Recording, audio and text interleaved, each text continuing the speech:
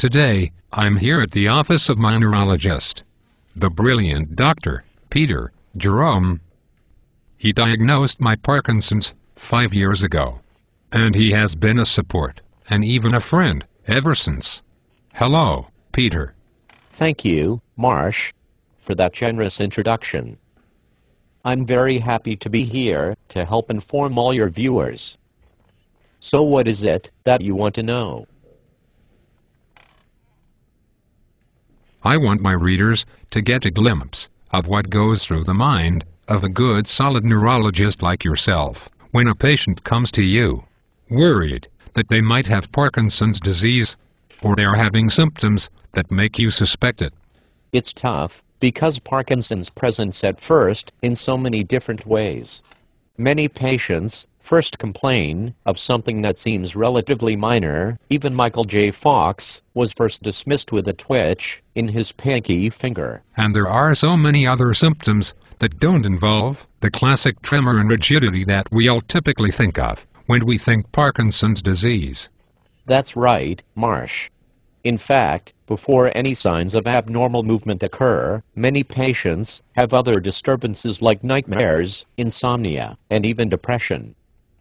In fact, a lot of patients with Parkinson's will tell you that sometime within about 3 years before having any problems with tremor or movement, they got very depressed.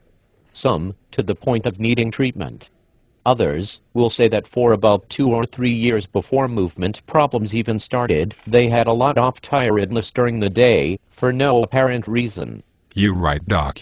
With me, I would wake up every night at about 2 or 3 a.m. and finding myself in an absolute panic. I was tired during the day and fighting depression, all of which started at least 2 years before I noticed even a tremor. Did you know that of the 10 warning signs for new Parkinson's, only 5 involve abnormal movement? What are they? People with Parkinson's often lose their sense of smell. Some have proposed that a test for smell be adopted as a screening test. Okay, what else? Well, we talked already about sleep problems. Usually Parkinson's sufferers can fall asleep, but then they wake up in 2 to 4 hours or less. Come on, Marsh, you wrote about this in the Doc Journal. Tell me the other 3. Okay, Peter, yes, they all relate to abnormal activity in an important nerve from the brain called the vagus. The vagus regulates many of the autonomic processes. Abnormal gut function shows up as constipation. Abnormal control of blood flow shows up as fainting and dizziness. Abnormal control of the voice box or larynx gives people a soft lower voice. From my experience, I'm going to add daytime sleepiness to that list. My patients with Parkinson's have a heck of a time with that one. It jeopardizes their work. They're often misinterpreted as lazy. Driving can become risky, especially monotonous highway driving can be very hypnotic to them. It's very dangerous. You know, Doc, of all my symptoms, that's the one that gives me the most trouble in dealing with the real world. You gave me a stimulant medication for my driving. But the daytime sleepiness, it affects other things.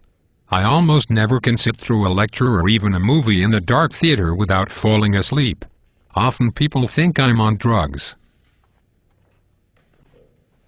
That's such a big problem for Parkinson's patients.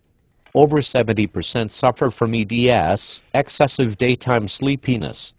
There's even a movement among the neurology community to raise awareness that sleepiness is as much an important feature as any of the movement problems.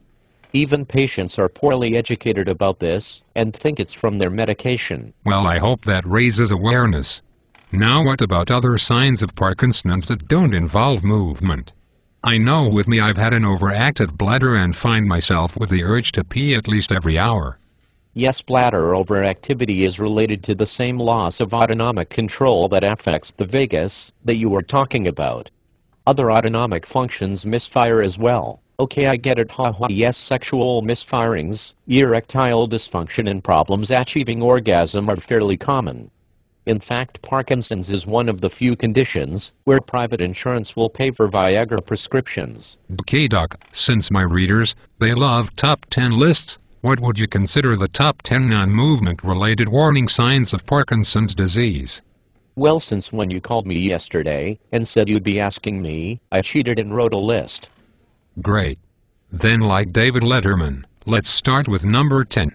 Okay, 10 is RBD, the REM sleep behavioral disorder that we just spoke about. And I want to add into the number 10 spot another one, if I may. People with Parkinson's often have new difficulty bringing their eyes to focus as well. This is because control of the pupils is an autonomic function also. Sorry, Marsh, I had to do 2 items in the 10 spot. Okay, for 10, kind of cheating, but let's move on. Number 9. 9 is sexual dysfunction. 8. 8 is overactive bladder.